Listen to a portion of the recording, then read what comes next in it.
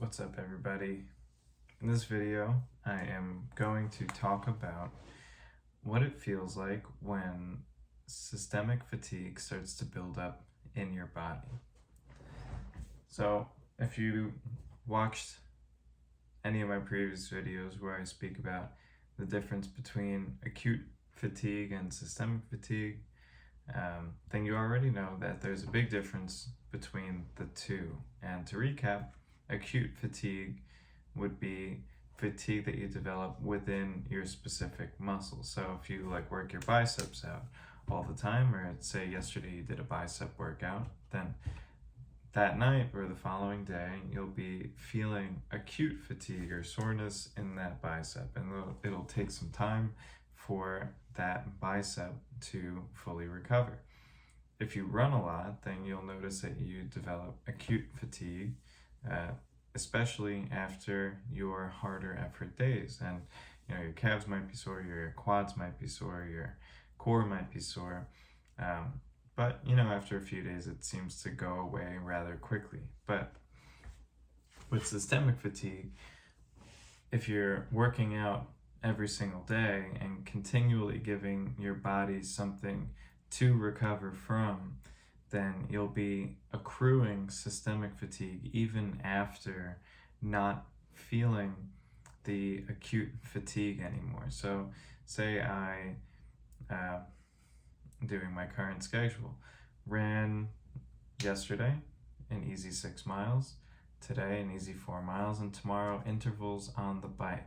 Those are a hard 3 days. Paired with the previous few weeks of continual exercise, nowadays when I wake up, I feel absolutely zero desire to get out of bed and zero desire to train. And that is a sign that systemic fatigue is high. And what it'll more specifically feel like is just that the hours that you're awake, the mental toll that regular activity will take on your mind and your body is extremely high.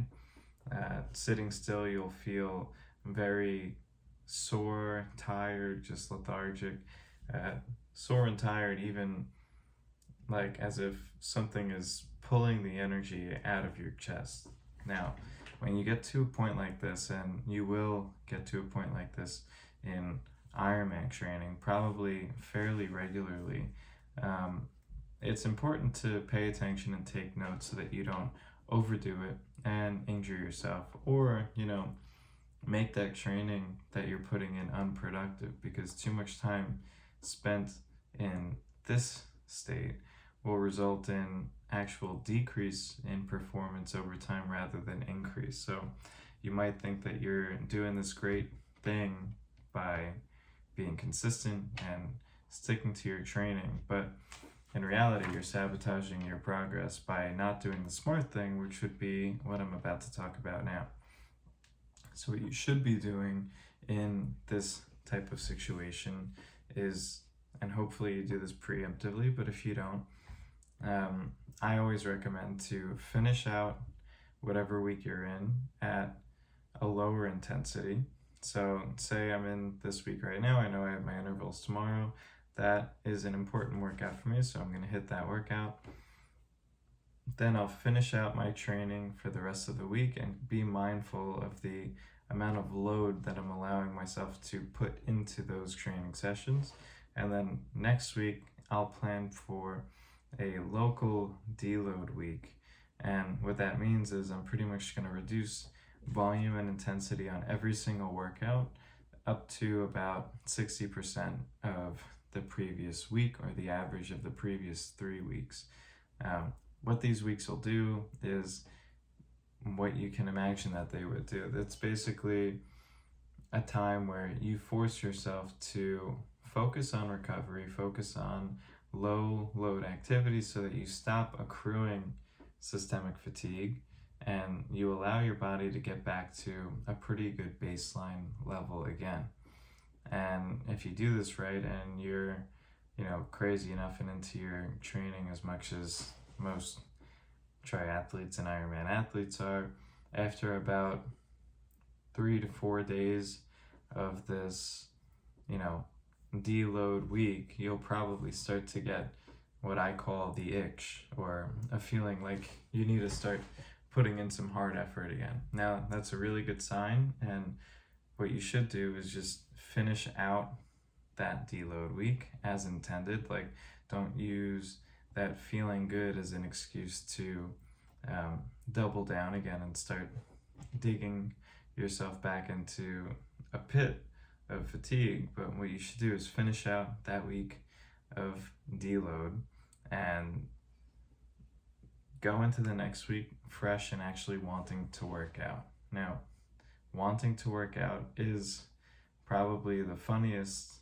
and stupidest metric to track, but it is also one of the best, because if you, for several days in a row and up to weeks in a row, have absolutely zero desire to lace up your shoes or put your cycling shoes on and load up Zwift and get on the bike or go out for a run, odds are you're probably in a pretty unproductive state of training, and you might be still making numerical gains on your workouts because of the way that workouts in Ironman training and marathon training and the like are designed to be, but you'll be really putting yourself in a hole where you start to completely forget why you're doing this training in the first place.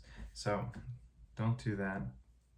Now, the preemptive approach to what I'm talking about, and the approach that I like to follow myself, is rather than waiting to feel like you'll need a recovery week or a deload week, I like to plan them in so that I do 4 weeks of hard training and hard work, and then 1 week of recovery / deload, and I repeat that cycle every 5 weeks. And this, in my opinion, is the best way to go about this. And obviously no plan is perfect. If you get injured or really start to overdo it, I'm not saying not to take time off, but this system works very well for me, where even just starting a new training block or cycle, whatever you want to call it, each of these 5 weeks would be a cycle.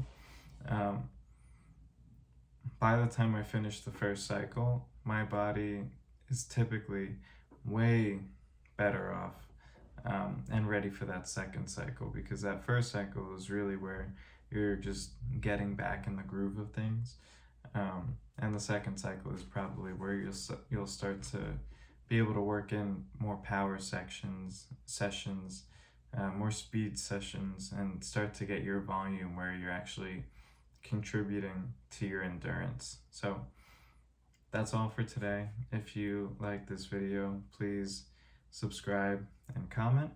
And if you like the content in this video, I've been compiling pretty much everything that I've learned over the course of all of my Ironman training in a training program that I sell on my website. So if you are interested in that, then go to my bio, click on the link to go to the Ironman Mastery Training Program, and buy that. Anyone who buys that, I have been thinking of creating an online course to go along with it. But for now, it's just a full program, and at the end of it, I actually give you a free bonus gift that I'm not really going to tell you what it is, because it is a gift and I want you to be happy when you open it. But it'll be revolutionary for your training, so check that out. All right, good night.